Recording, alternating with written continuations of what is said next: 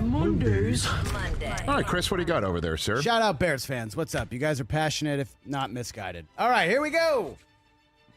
Sean Payton's going to have the Chargers in the AFC title game next year. False. That's an overreaction. That's an overreaction. He wants to coach in L.A. I know what he he lives wants. in L.A. I get it. Justin Herbert is there dying to be coached up into a great quarterback that we all know is inside of him. And, he has who he has right now. I'm going to hit this later on as well, but since you have brought it up, I'll hit it here. In the same way that you say the Chargers are going to charger, right? Yeah. And blowing a 27-0 lead in the playoffs, their largest blown lead in the history of the franchise, regular or postseason, is the latest chargering. It's even a verb, right? I think I did that in the burning question for They're chargering, correct? Yeah. And in the same vein that is on brand, what is also on brand would be for the Spanos family to say, here's what happened. We almost made the playoffs last year. We made it this year. We're going to have to pay Justin Herbert an insane amount of money. Players get paid after they're drafted at the quarterback position, and they are supremely generationally talented, and everybody believes it, after just 3 years. They're going to have to pay him. They're going to pay him a mint. We're going to see what that contract looks like.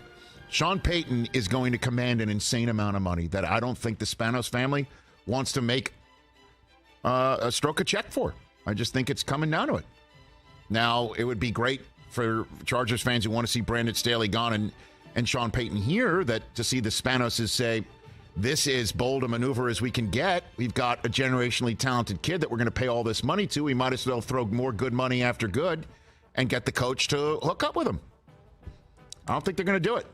I think Brandon Staley is going to be a guy that they stick with. Otherwise, I think they would have axed him by now, right?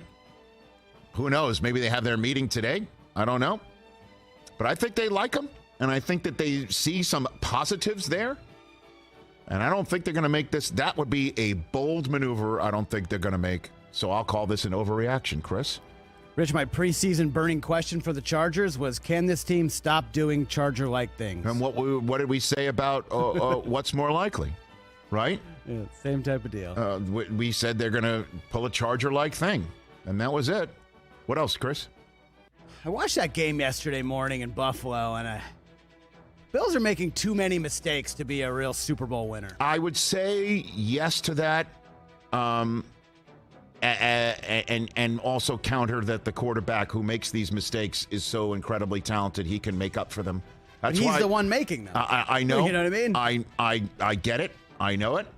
So it's not an overreaction to say this, but I think,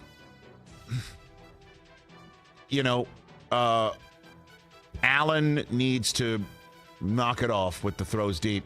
Although, I'll just call this not an overreaction, okay, and that it is genuinely concerning. And now he is entering the versus Burrow and potentially versus Mahomes portion of his winner go home schedule. And I think this is the sort of stuff when he maybe, if he meditates or looks in the mirror, is going to have to think hard about. Does he need to play more like Daniel Jones? Well, which is not turn it over. You don't have to always go for it. You can take the safe throw. It would be wise. It would be a smart idea. You're taking on Burrow. You see, remember last night, Burrow, Collinsworth broke it down immediately that they went on a slant on a third down late in the fourth quarter to Jamar Chase. It wasn't there, and he dirted it. Yep. He didn't force it in. He didn't look. He didn't look. He just dirted it. He goes, I'm not taking a sack, and I'm not throwing it away. And that's the sort of stuff. I mean, and I'm not throwing it into coverage, or I'm not going to throw something dangerous. I'm just going to dirt it. And that's the sort of pre-snap stuff that goes in his head. Because that's an amazing living in the moment that I would counsel Josh Allen to find. Joe Cool. What else, Chris? Giants are going to upset the Eagles next week. I feel that that's not an overreaction at all.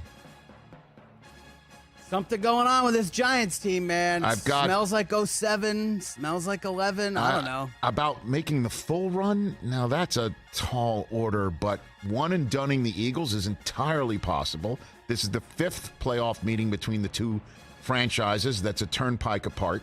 And they've split the first two, in case you're wondering about history. 2009 was the last time they played each other in the playoffs. Eagles have won the last 2. I've already looked this stuff up. There you go. And so, but obviously that means nothing about this coming weekend. And what it means is Hurts healthy, and can the Giants stop this run game, and can they play as well offensively against a very difficult Eagles defense and execute? And I say they sure can, and I've got 5 more days to talk myself into choosing them on game day morning next Saturday. Nice. Yeah. On the other side of that, the Vikings, they've reached their peak with Kirk Cousins. This is as good as it's going to get. I can't imagine that they feel that way. And the coach that they hired is perfect for him.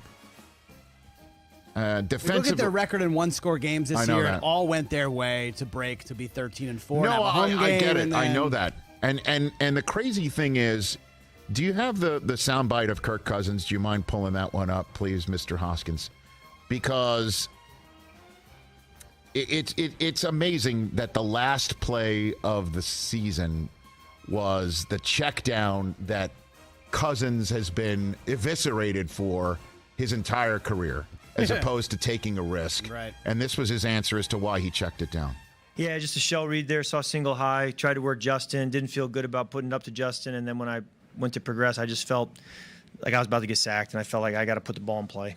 And if I take, I can't go down with a sack. So I just thought I'd kick it out to TJ. And I had thrown short of the sticks on a few occasions in the game, and even going back a few weeks, and just felt like, just throwing it short of the sticks isn't the end of the world. It's just, it's obviously tight coverage. So didn't have the chance to pull away. But I just felt like I was going to go down and take a sack if I didn't put it out. Now, when he was on the show earlier this year, and I asked him, do you feel like you're playing riskier than before, that you're taking more chances? He kind of bristled at that notion. But anybody who's been following Cousins' career or are all 32, or, all 22 tape heads will say he hadn't taken risks. And that's part of what Kevin O'Connell kind of unlocked, saying, live for the day, man. Seize the day. Carpe diem. You're like, get on your football table and yawp, to use, the phrase from back in the day, go ahead and go for the moment. And he had been doing it all year. And then in this moment, he checks it down. And the question is, he didn't feel good about putting it up to Justin Jefferson. And you just wish this photograph would just flash in his head. And we're showing our radio audience the 4th and 18 grab. When he had to put it up on a 4th down, the game was going to be lost in Buffalo if he didn't get the first down. He did. And Jefferson made a sick play. How does he not do it in that moment? It's kind of like, wait a minute, you wouldn't feel good about sending it to him? There's a track record of feeling good in moments that you shouldn't feel good throwing it to him. So I understand that gives credence to your overreaction sentiment, but get more defensive players like Big Z, figure out that side of the ball, and let O'Connell and Cousins do it again. Albeit Justin Jefferson's final 3 games were lacking. It was an incredible season, and the Vikings were good for a reason. They just need to be better, and Kirk should be done with the checkdowns on 4th down for the rest of his life. Just remember this moment, Kirk, because I'm sure it doesn't feel good. What else you got, Chris? Feels like we're going to be talking about this for a few months, but Tyler Huntley, he's going to be the Ravens' starting quarterback next year. I don't know, man. Played pretty well last night. I know he did. You know how I felt about Tyler Huntley last year when he was putting 2 in the air and 2 on the ground against the Packers last year. And then, as you know, Harbaugh went for it for 2 at the end because the defense wasn't going to stop Aaron Rodgers. This defense is different. No. Did you think he was going to go for 2 if they scored last night? Because this defense is different. And the new overtime rules guarantees everybody touches the football at least once, regardless if the first team scores a touchdown. I don't think so at all. He would have played for overtime because the defense is balling. How good is Roquan Smith? Yeah. So, and I thought, again, a lot of people are roasting Harbaugh for so much. The not calling timeout at the end. I knew exactly what he was doing. He didn't want to leave any time for Burrow. He might have popped off one timeout with 40 seconds to go and only given up 20 seconds on the clock instead of 38. But that said, this team still almost won a game last night in Cincinnati. The last play hit the dude's fingertips. I know. I don't know if Tyler Huntley's going to be the guy if Lamar isn't. How do you not catch that? I don't know. I don't know. It's just. I don't think he expected it. Wow. And then you're like, oh. I'll just call that an overreaction and just try and, as I said to start the show, every indication from Baltimore is that these two sides are done with each other, but they swear that it's still Lamar's world, and we're all paying rent in it in Baltimore. We'll see. All right, last one, guys. Brock Purdy, we talk a lot about him, as we should. He's been awesome. He's done enough to be the Niners starter next year. That's a great one, Chris. Like right now, if the Giants knock him out. He's done enough. If he gets booted, if they get bounced next week, he's done enough. I'd be hard pressed to say that's an overreaction. I think he's just been dynamite and has shown he can be.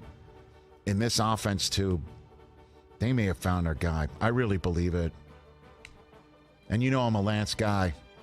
I am a Lance guy, and I think it's funny this year they're like, we're going to give it to Lance, and we can't go into the season with Purdy backing up, so let's keep Jimmy G around. Yeah, right. And then Jimmy G gets in there because Lance gets hurt, and Purdy, you know, the guy that they couldn't have as the backup is now beating them all as the starter, and then Lance is going to back him up, and Jimmy G's going to hit the road.